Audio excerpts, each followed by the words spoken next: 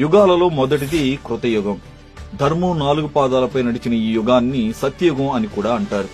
ఈ యుగంలో శ్రీమన్నారాయణుడు లక్ష్మీ సమేతుడై భూమండలాన్ని పరిపాలించాడు. దీని కాల పరిమాణం 17,28,000 సంవత్సరాలు. ఈ యుగంలో ప్రజలు ఎలాంటి బాధలు లేకుండా సుఖ సంతోషాలతో మంచి మానవత్వంతో నిస్వార్థంగా జీవించారు. ఎలాంటి అనారోగ్య సమస్యలు కూడా ఉండేవి కావు. మోసం, ఈర్ష్యాద్వేషాలకు ఈ యుగంలో చోటు లేదు. వర్ణాశ్రమ ధర్మాలలో భాగంగా దైవ కార్యాలు, యజ్ఞయాగాలు, ధ్యాన, యోగ ప్రక్రియలను నిర్వహించి మోక్ష సిద్ధిని పొందేవారు. ఈ కృతయుగంలో మనిషి 32 అడుగుల ఎత్తుతో ఇచ్చా మరణం అంటే తాను కోరుకున్నప్పుడే మరణం పొందేలా ఉండేది. ఈ యుగానికి రాజుగా సూర్యుడు, మంత్రిగా బృహస్పతి ఉండేవారు. సూర్యుడి ప్రభావంతో క్షత్రియులు, గురు ప్రభావంతో సద్బ్రాహ్మణులు జన్మించి ధర్మపాలన జరిగింది. సత్యయుగం నుండి కలియుగం వరకు ధర్మం, జ్ఞానం, మేధో సామర్థ్యం, భావోద్వేగం, శారీరక బలం క్రమంగా క్షీణించడం జరిగింది. ఈ యుగంలోనే విష్ణువు మత్స్య, కూర్మ, వరాహ, నరసింహస్వామి అనే 4 రూపాల్లో అవతరించాడు. కృతయుగం తర్వాత వచ్చేదే ఈ త్రేతాయుగం. ఈ యుగంలో భగవంతుడిగా అవతరించిన శ్రీరాముడు రాక్షసుడైన రావణాసురుణ్ణి, పరశురాముడు కూడా కార్తవీర్యార్జునుణ్ణి సంహరించి ధర్మ సంస్థాపన చేశారు. ఈ యుగ కాల పరిమాణం 12,96,000 సంవత్సరాలు. ఈ యుగంలో స్వార్థం, లోభం వంటి లక్షణాలు మానవుల్లో చేరడం ప్రారంభమైంది. బ్రాహ్మణ, క్షత్రియ, వైశ్య, శూద్రులనే వర్ణ వ్యవస్థ ఈ యుగంలోనే ప్రారంభమైంది. మానవుల సగటు ఎత్తు 21 అడుగులు, ఆయుర్దాయం 10,000 సంవత్సరాలుగా ఉండేది. ఈ త్రేతాయుగంలో రాజుగా కుజుడు, మంత్రిగా శుక్రుడు ఉన్నారు. కుజుడు యువకుడు, యుద్ధప్రియుడు, సుక్షత్రియుడు, బాహుబల పరాక్రమవంతుడు. రాక్షస గురువైన శుక్రాచార్యుడు మాయమంత్ర తంత్రవాది, కుజుడికి పరమశత్రువు. రాజు మాటకి, మంత్రి మాటకి పడకపోవడం వల్ల మంత్రులు క్రూర స్వభావులై రాజ్యపాలనను భ్రష్టు పట్టించారు. స్త్రీ వ్యామోహంతో కలహాలు పెంచి దైవ కార్యాలు నిర్వహించే వంశాలను అంతరించేలా చేశారు. ఇలా రాక్షసులు, దుర్మార్గుల వలన త్రేతాయుగంలో ధర్మం ఒక భాగం దెబ్బతిని 3 పాదాలపై నడిచింది. త్రేతాయుగం తర్వాత వచ్చేదే ఈ ద్వాపర యుగం.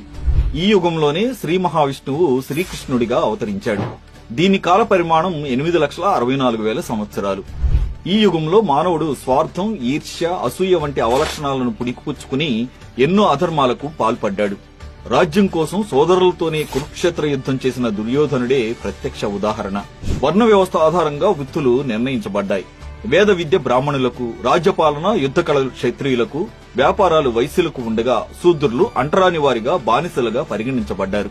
వేదాలను ఋగ్వేదం, సామవేదం, యజుర్వేదం, అథర్వణ వేదం అనే 4 భాగాలుగా వర్గీకరించారు. ఈ వర్గీకరణ కారణంగా విభిన్న వృత్తులు, కార్యకలాపాలు ఉనికిలోకొచ్చాయి. ఈ యుగంలో మానవుడి ఎత్తు 10 అడుగులు, ఆయుర్దాయం 1000 సంవత్సరాలుగా ఉండేది. ద్వాపర యుగంలో రాజుగా చంద్రుడు, మంత్రిగా బుధుడు ఉన్నారు.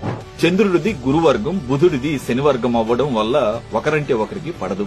దుష్టులను నాశనం చేయడానికి స్వయంగా భగవంతుడే శ్రీకృష్ణుడిగా అవతరించి పాండవులకు తోడుగా కురుక్షేత్ర యుద్ధాన్ని నడిపి ధర్మాన్ని కాపాడాడు. ఈ యుగంలో ధర్మం 2 భాగాలు నశించి కలియుగం ప్రారంభమైంది. ద్వాపర యుగం తర్వాత వచ్చే కలియుగం కాలపరిమితి 4,32,000 సంవత్సరాలు. అందులో సుమారు 5,000 సంవత్సరాలు గడిచిపోయాయి. మనం ప్రస్తుతం ఉన్న యుగమే కలియుగం. ఈ కలియుగానికి రాజు శని, మంత్రులు రాహుకేతువులు. రాహుకేతువులిద్దరికీ ఒకరంటే ఒకరికి పడదు. రాహువు శనికి మిత్రుడు. ఈ కాలంలో హింసా సిద్ధాంతం ఎక్కువయింది. అధర్మంతో పాటు కుల, మత, ప్రాంతీయ ద్వేషాలు పెరిగాయి. మంచివారు దుర్మార్గులచే పీడించబడుతున్నారు.